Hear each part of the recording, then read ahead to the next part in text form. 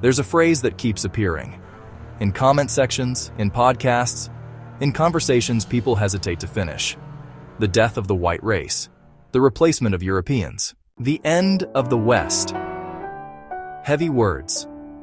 Words that don't begin as ideology. They begin as fear. Fear that something familiar is slipping away. Fear that home no longer feels predictable. Fear that children are growing up in a world their parents don't recognize. Before we argue with these fears, we need to understand where they come from. The Western world built a system that worked for its own psychology. It rewarded productivity, career focus, self-reliance. Clear rules applied equally to everyone. Belonging was tied to citizenship, and citizenship was tied to law. This system created wealth, stability, and some of the longest life expectancies in history.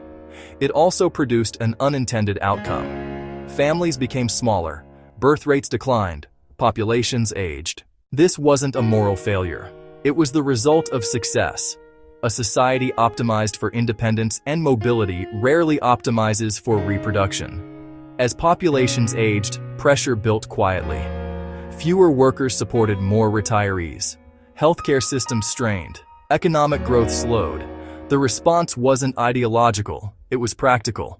Immigration, not as a cultural project, not as a long-term civilizational discussion, but as a technical solution to a numbers problem. Labor was needed, and labor arrived. But societies don't import labor alone.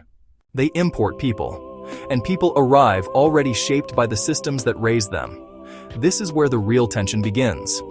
In earlier periods, migration came with expectations. Learning the language was required.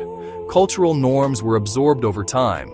Integration was assumed, not negotiated. Shared reality depended on it. But after decades of war in the Middle East, the frame changed. Guilt entered policy. Western nations, aware of their role in destabilizing regions, opened borders quickly and hesitated to ask difficult questions. Vetting weakened. Cultural compatibility stopped being discussed. Assimilation was reframed as intolerance. Compassion replaced structure. Many immigrants came from poorer, unstable societies in search of safety, work, and a better future. They were escaping hardship, not trying to reshape the West, but they arrived carrying a very different conditioning. From an early age, many are taught a different relationship to authority.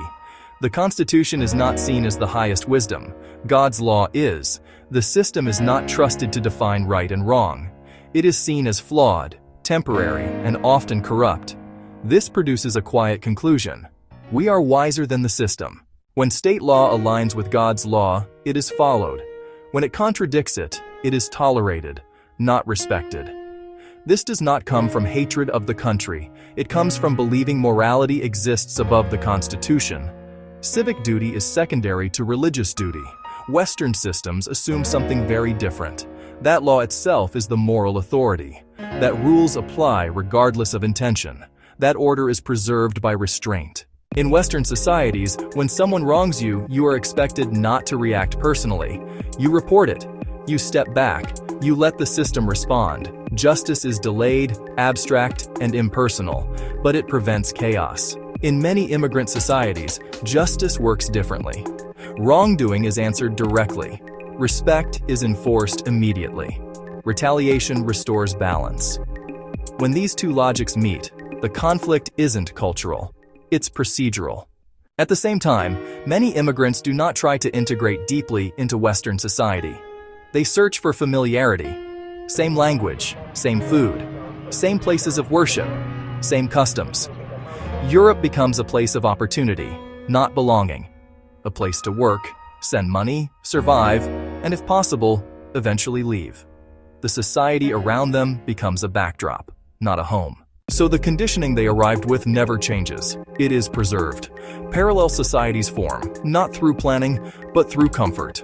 Western societies struggle to talk about this honestly. The moment concerns are raised, labels appear. Racist, Islamophobic, reactionary.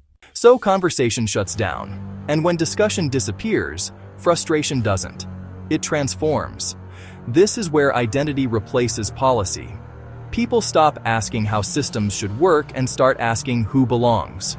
Far-right movements grow, not from dominance, but from feeling cornered. Separatist neighborhoods appear, not as conquest, but withdrawal. At the same time, many Muslims born in the West leave. They return to Muslim societies where expectations feel clear, where belonging isn't negotiated daily. Both sides retreat, not because they hate one another, but because shared meaning was never rebuilt. This tension follows a generational line. Baby boomers built prosperity. They trusted systems that worked for them. They solved short-term problems with short-term fixes.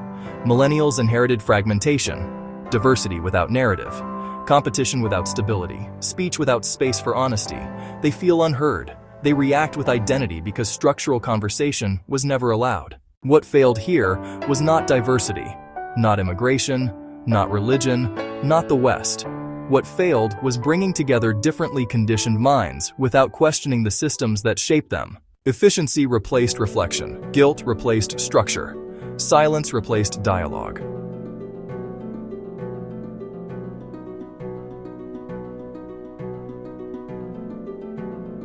Civilizations don't collapse because differences exist. They collapse when differences are denied, moralized, or left unmanaged.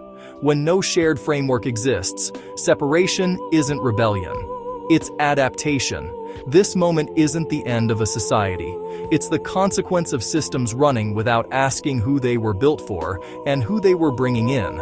Until societies pause, question their assumptions, and speak honestly about conditioning, they will keep reacting to symptoms instead of addressing causes.